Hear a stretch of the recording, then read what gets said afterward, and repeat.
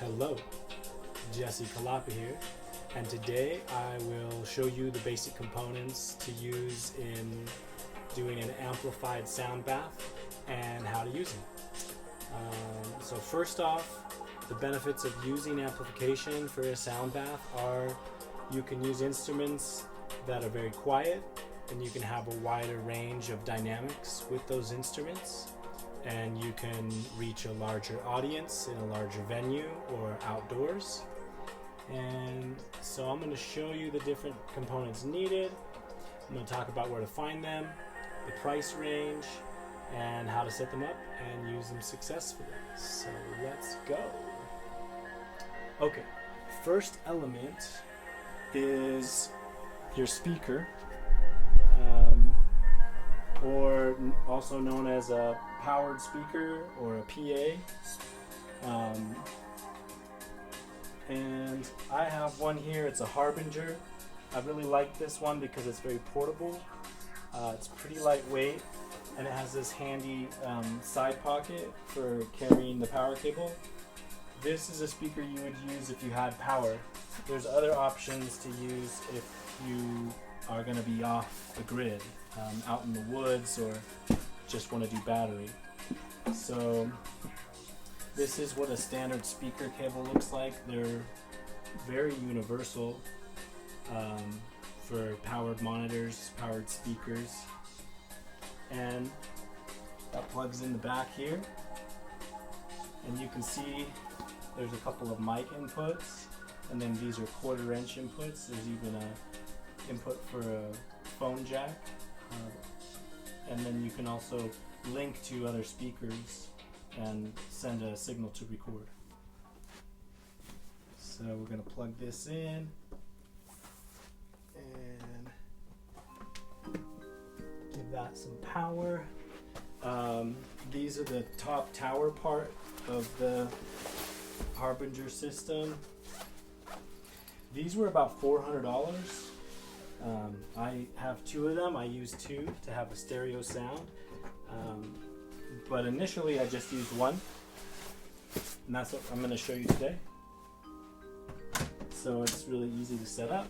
It's all ready to go. And now I'm just going to turn the power on back here. I made sure my volume was all the way down before I turned it on.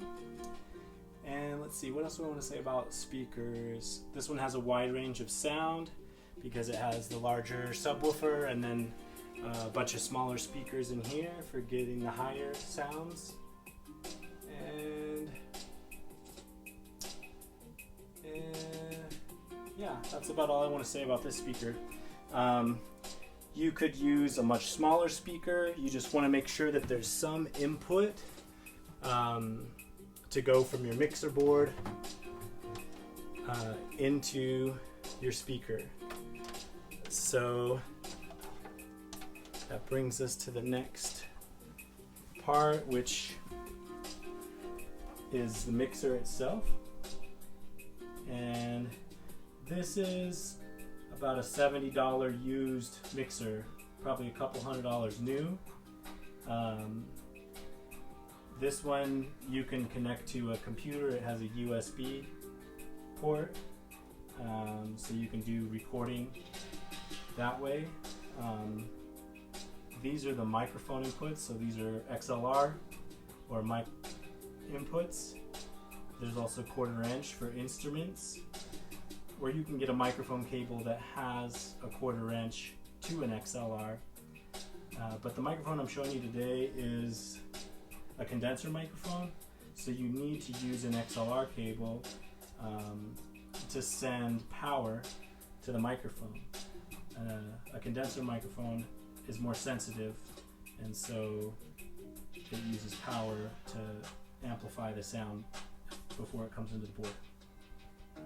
So this mixer, it has an equalizer or EQ, so there's a high, a mid, and a low, so you can adjust those settings based on what you are bringing into the mixer.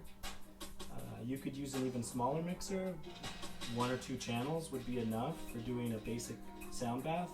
2 channels would be good if you want to have 2 condenser mics. Today I'm showing you with just 1 condenser mic.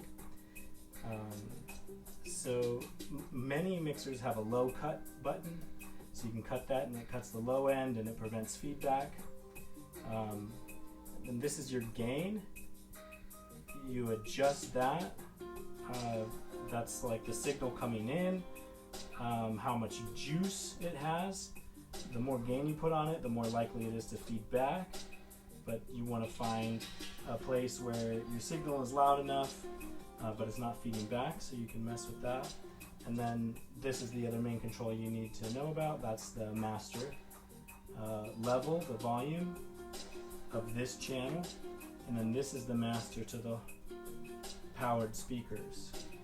So you could have a few things plugged in and the levels set and turn down the master to the whole system, but leave your settings here. And then just bring up your volume when you're ready to share it with the community. Many mixers this size, and most mixers I've used, they have a built-in effects bank, which is cool. You can put a little bit of reverb, bring some nice presence to the room. So I'll show you how to do that.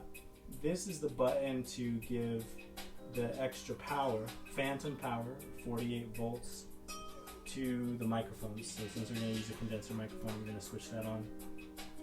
And then these are our main outputs.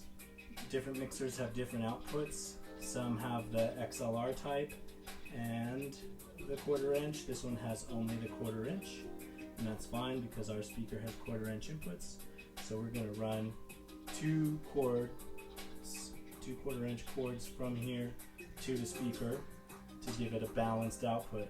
If we only had 1 cord, we could pan everything to one side, to the left, and then the full signal would just go out the left output. But we're going to do a stereo send, so we'll keep the pan in the middle so it's sending equal signal to left and right, and then we'll use 2 cords to go out. So let's see if there's anything else about mixer I want to say. That's all I got on that. So then the next element is going to be, get this plugged in, our microphone. And today I'm showing you this condenser microphone. It's a common type of microphone people will use for podcasting. I think I paid $60 for this new at Guitar Center. And it came with this special clip to hold it. So here's the microphone.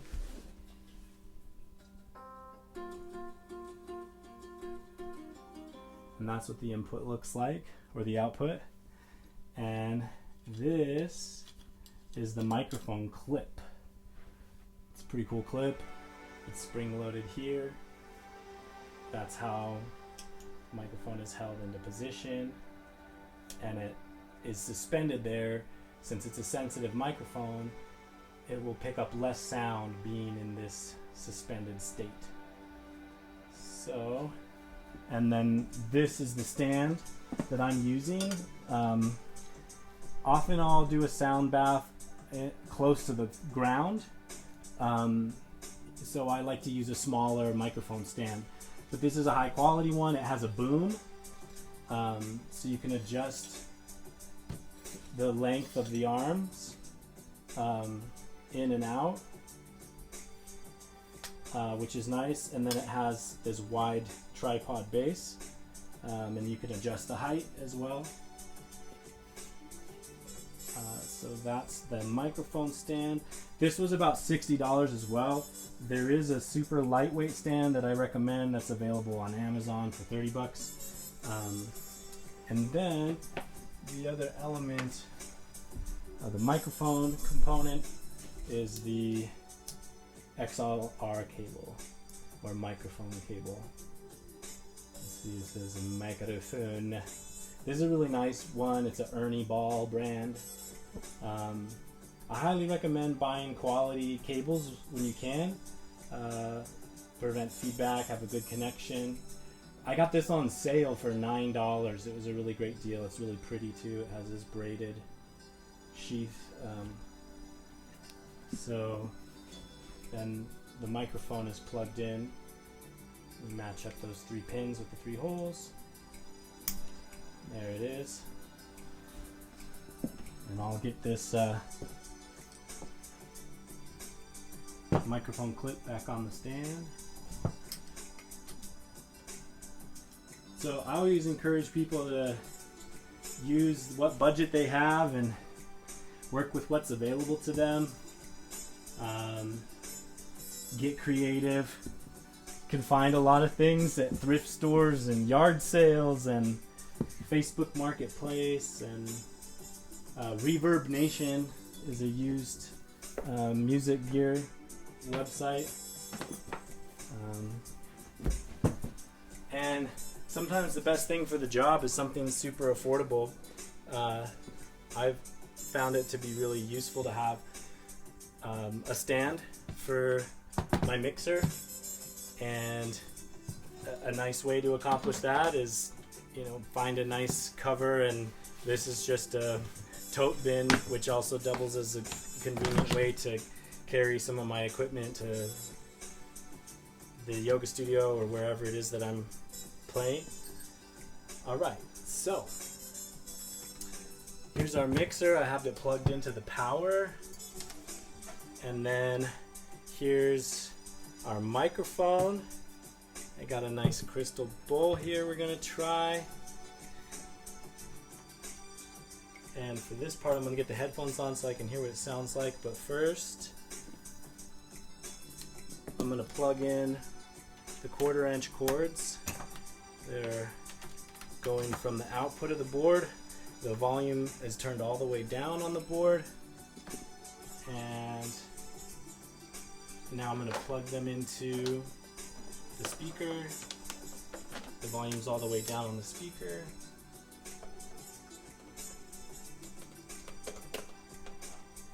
Okay, now I'm going to turn the speaker up about halfway. This has an EQ as well. It has a high and a low, or a treble and a bass. And there's also reverb. I'm going to turn the reverb off. I'll control that from my board.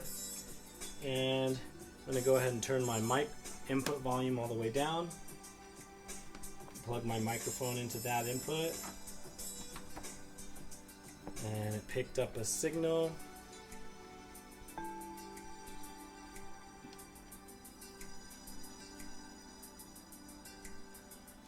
And I want to adjust this mic to a good position to where it's going to pick up what I'm wanting.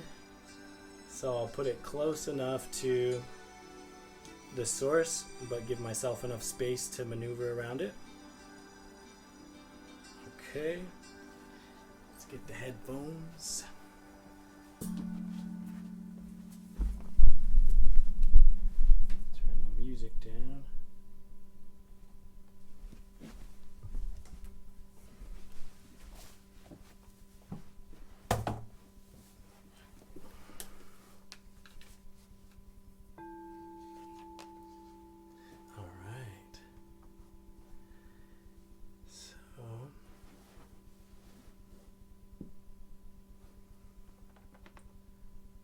Volume's up there.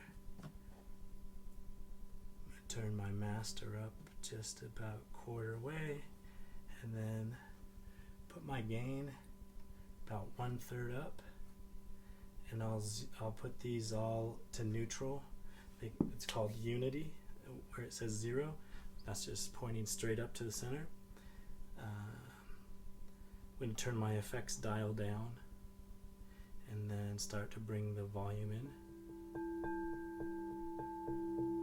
So you heard it get a little bit louder there. Now it's coming through the speaker.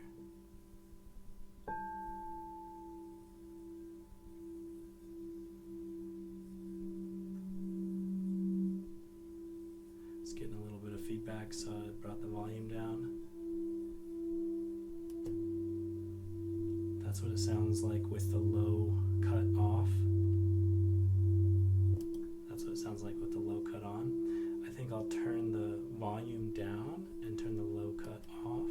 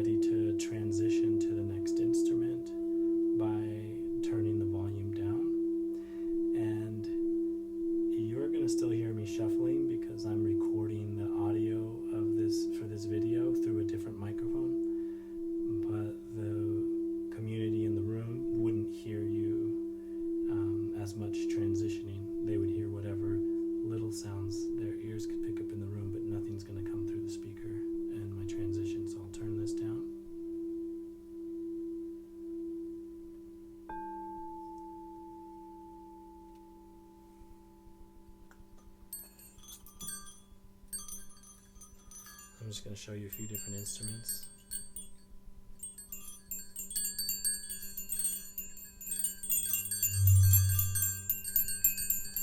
Put the low cut on that one.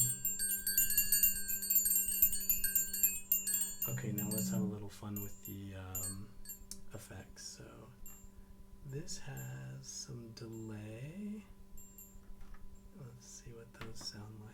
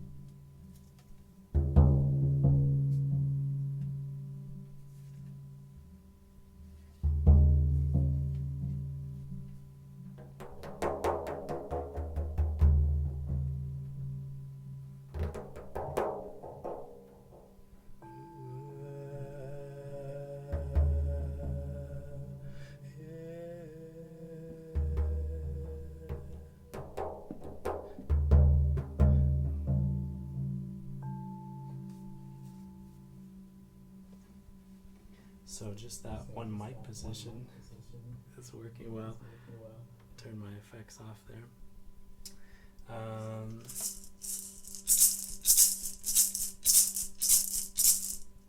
What else? Oh, I'll show you this one. This is an udu.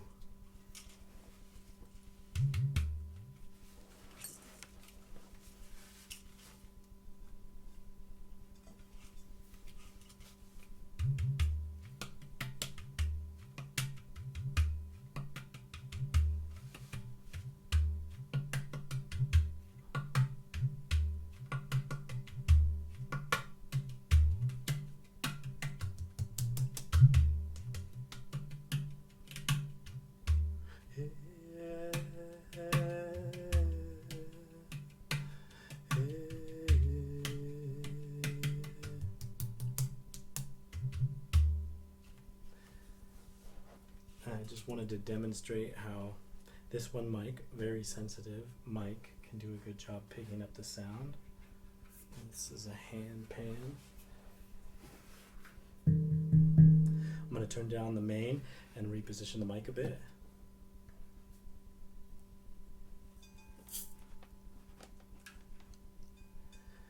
So I'll give you an example of what it would sound like to move the mic without turning down the volume first.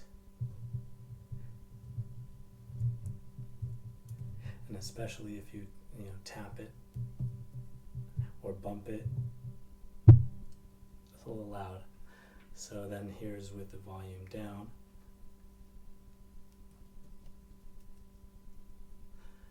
And I don't recommend testing your mic by tapping the mic. It's not good for the mic to put those loud pops through it.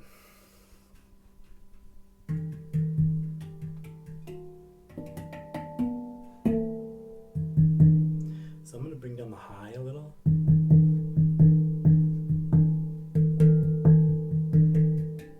going to bring, let's see, a little bit of that delay.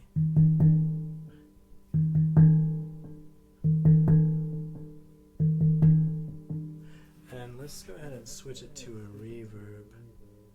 So this says that the reverbs are over here. Hey, hey, hey, hey, hey, hey, hey, hey, hey, hey. Reverb check. Okay.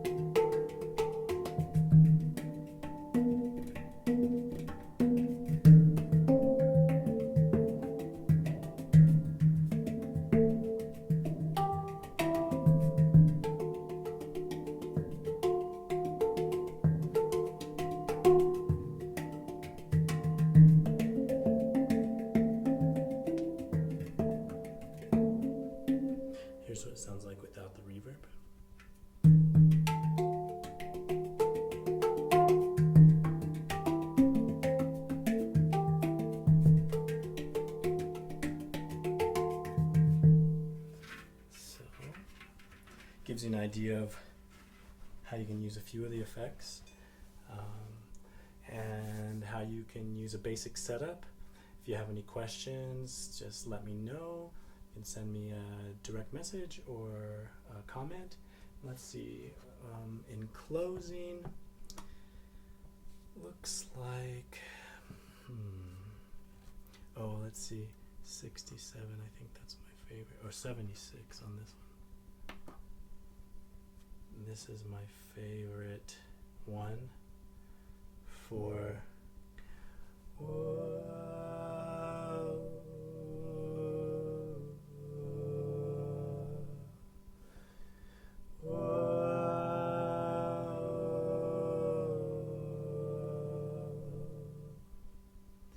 so that has somewhat of a dissonance. Some folks might not prefer to play dissonant sounds in their sound bath.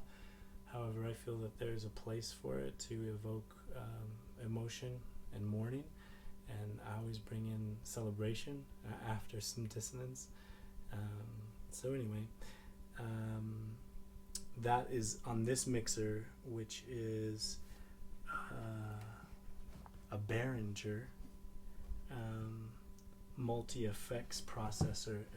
On here is the Clark multi-effects processor, and that's number 76, effect number 76. It's in the modular category. So some of these mixers have like 12 effects, and that's enough. Just the delay and the reverb are really cool. Oftentimes there's an auto flanger. So yeah, I want to leave you with a few pro tips. Always lower your mic volume before you reposition the mic to avoid bad sounds coming through the system. 2, always turn your volume all the way down on your speakers before you turn them off and on to avoid loud sounds. 3, buy the highest quality cables you can find and you can afford. And 4, practice with your gear and record it on your phone's voice note feature to listen back to it and see how it sounds.